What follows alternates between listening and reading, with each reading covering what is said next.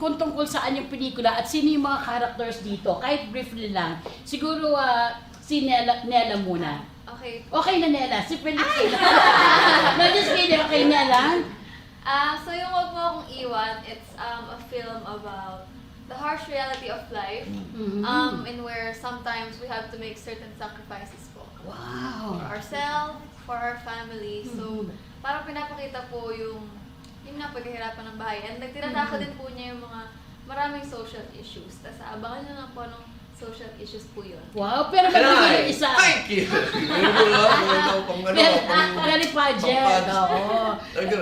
Oo. Pag sinasabi mo siya dapat may ganan. Pero isang sample ng isang social issue.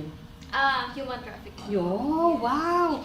Kasi pagka tinignan niyo po yung mga yung trailer tsaka yung mga post, parang drama and romance. Pero may mga ganung mga pagtatalakay, mga human trafficking. Real traffic. Oo. Human trafficking. Yeah, Lahat, which as in lahat. correct. Oo Tinadaan. nga that's right. Sa pelik siya. Ganun din po. Pero, No may copying. kulang po. Yung kulang lang po sa sinabi niya is sacrifices sa relationship din. Oh. Since, yun nga po, it's a romance movie. So, meron din pong sacrifices for your loved one.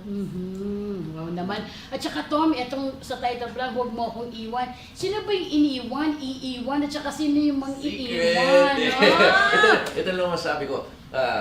Sa movie, ang ganda na walang kontrabida talaga. Yung circumstances, yung nagiging challenges nila, tsaka yung naging kontrabida, yung human trafficking side yun. Pero sa mismo mga characters, parang in real life, no one is inherently evil naman talaga. I mean, lahat tayo, hindi tayo exempt from the stains of life. So yun yung maganda sa characters. They feel really real, really mature, really human. Kaya yung how they ended it, na mapapaano kaya when I read the script, ako yung ginawa namin yung film na, wow, that's novel. I've never seen that before in a film. It's very very new. Parang sa totoong buhay talaga. Pakipulad na nahirapan akong And thank you! Oo. Pero guys, pag nakita niyo yung poster, malilito kayo eh. Yung kung sinabi ni Tom na wala naman ditong kontrabida at bida, kasi iba yung poster niyo, minsan parang, ay, Yeah, kami ni JC yung magkakatuluyan talaga. Oo nga eh. Actually sabi ko, si JC ba ang dito, nakakontra? O kasi yung kung saan nakaposisyon si Rian, hindi mo, minsan nakaharap kay JC, minsan sa'yo. Tapos di mo makita sa likod nakaganong kami.